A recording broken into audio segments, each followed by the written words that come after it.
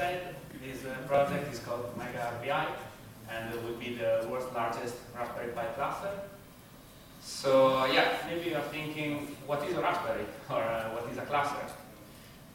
A Raspberry, as Pekka said, is a really small computer. It has the following specifications, and it only needs 2.5 watts per single unit at maximum, and it's really cheap, so it doesn't cost a lot to create this cluster.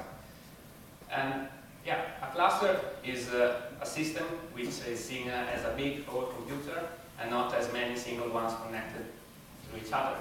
But as you can see, this explanation is not really that simple to read for some people. So we asked Pekka how we could say it, let's say, more simply. And he said this: a cluster is the secret sauce that makes a ship become alive. So, some numbers of the cluster. The cluster is, as Pekka again said, 300 made up. Okay. It's made out of 300 Raspberry Pis, and but the interesting thing is the power consumption. The power consumption is only 1.5 kilowatts, and as you can see, more than half of it is made out of the switches and not from the Raspberries. And then there is one single master which controls what the others do. So let's see what is the software that runs on it. Lorenzo? Hello everybody, I am Lorenzo Nicolodi, and I will explain to you the infrastructure part of our cluster. As you can imagine, when we started this project, the first thing I said to Pekka, sorry for saying Pekka, but I was talking with you, is, okay, wait, we will put together 300 Raspberry Pi, but hey, why don't we just buy, I don't know, 5 PlayStation and we put them together. Pekka replied that he was excited about Raspberry Pi, and after working 2 months with Raspberry, I am excited too. Because from an educational point of view, having a class like that is absolutely amazing, because you can do really a lot of interesting tests. You can run your software, you can try to squeeze every single bit of power from every node. As Brennercom, we also have an infrastructure as a service. It's a little bit smaller. And our requirements were, first of all, the flexibility, because we want to run a lot of different software, different projects on our infrastructure. Then the robustness.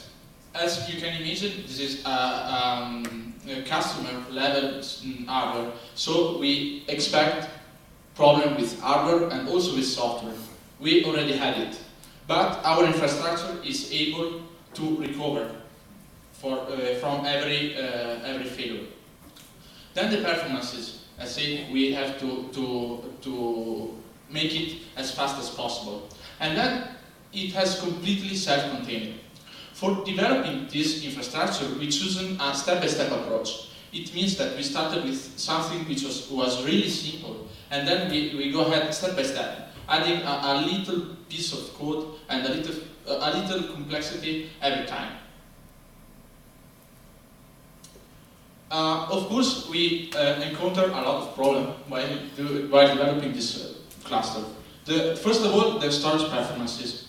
SD cards are really slow, and their RAM and availability is not the best of an RPI, and also the CPU performance is not the best you can find on the market.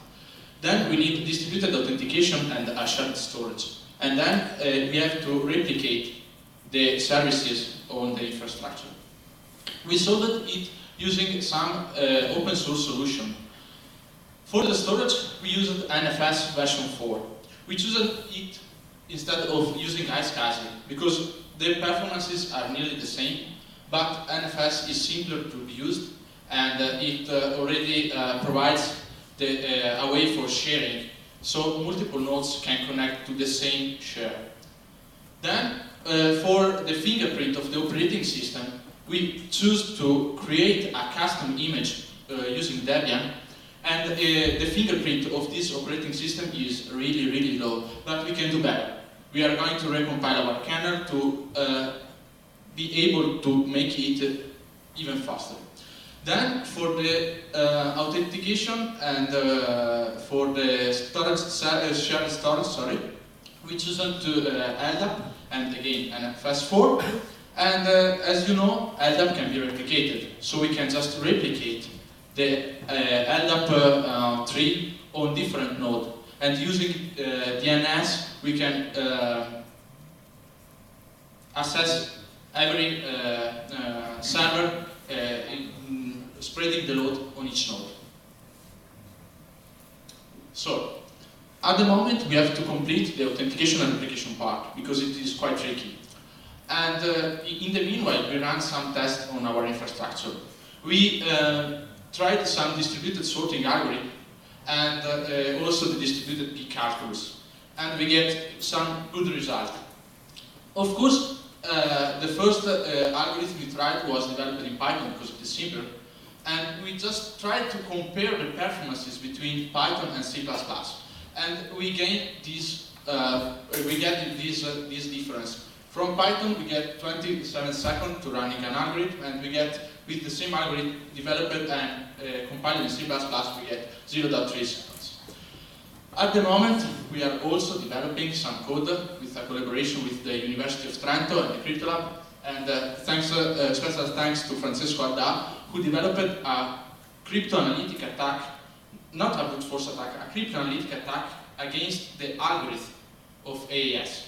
And we are going to parallelize it and to use our cluster to try to break this algorithm. Not to break the whole algorithm, but a reduced version. So, of course, as you can imagine, we cannot connect to every single node and configure it in the same way. So we just tried to mimic the PXE concept, which is not available. PXE is not available on our own Raspberry Pi. So Lorenzo developed a really interesting solution, and yeah, please. Okay. Thank you. So, hi everyone. I'm the other Lorenzo. Okay. Great. So, as I already said, we have a huge amount of devices to control, to configure, and to maintain, and also a huge amount of software. So we had to develop, let's say, a piece of software that needs to, let's say, to control every aspect of the machines. So, so for example, keeping track of every IP address, every MAC address, the serial number, the status of the device itself, so to be able to control nodes that are failing, and, or, for example, processes that are stuck on the machine, blocked in some way, and other possible scenarios.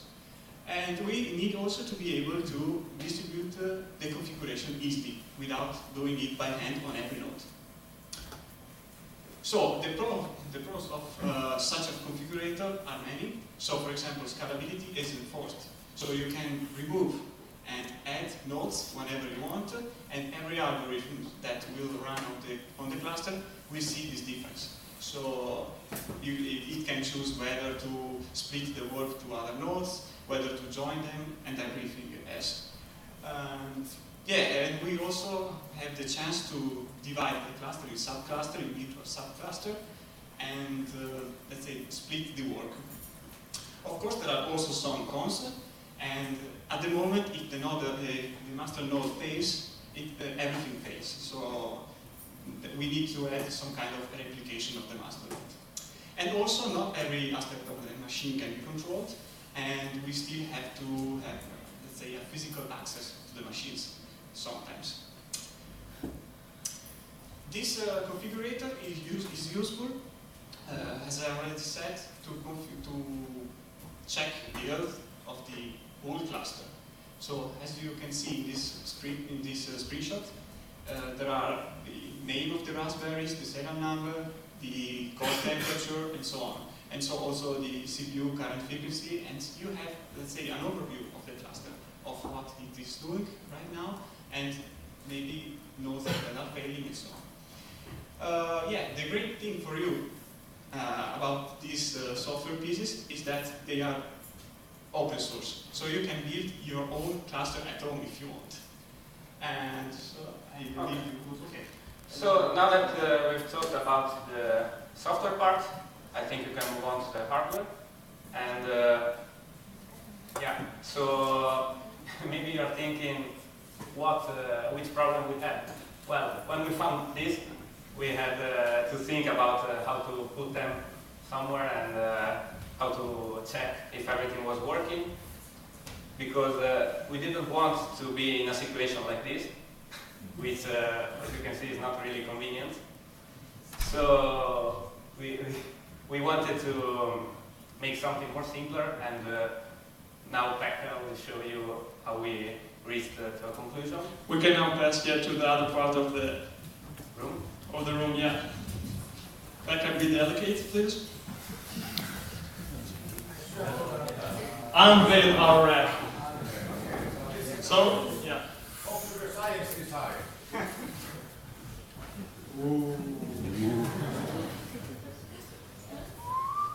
Alright, so computer science design.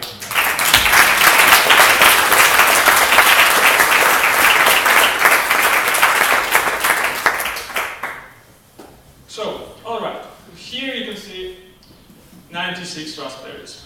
48 on which, let's call it subcluster. We started from where we can place all these raspberries. We were walking through the faculty and we saw this great shelf made up of wood. So, okay, we started like building up them, putting them in a nice way. There was a problem. How do we how do we power them? As you can imagine, each of them needs a plug, like in that photo. So we should have 300 plugs that go directly to the wall. Well, yeah.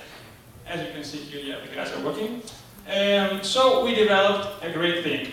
We took the power supplies from all computers.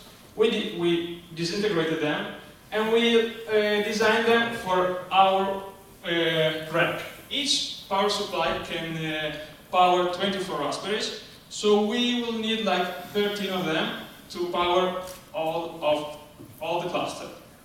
So that's pretty cool, I guess.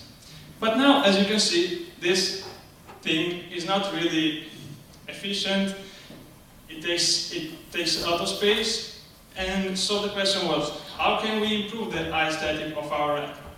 Here come our guys from the Faculty of Design, and we will call back again to unveil their rack. So, Pekka, we dedicate this time.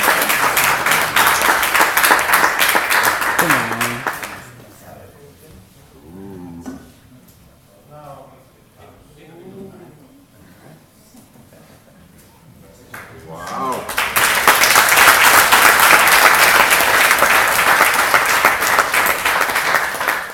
So good morning again, everybody.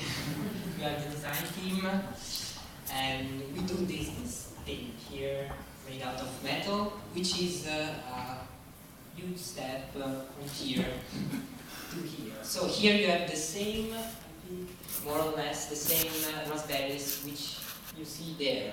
So they are just organized differently, let's say.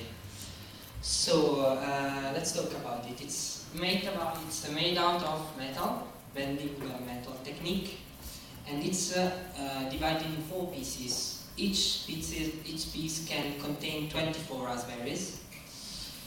So actually we also have a module which is maybe this one, the brown one. It's for the power supplies and for the switches. So the cable actually goes from the top to the bottom by using a specific part that we designed for them. So let's say that there is a part for the cable because there are too many. Inside the rack there are also many plastic shelves which contain physically the raspberries. So beyond that, we also think about a cooling system to maintain it fresh, because actually it makes a bit of heat. And yeah, well, after that, let's say that's all. Yes. Yeah.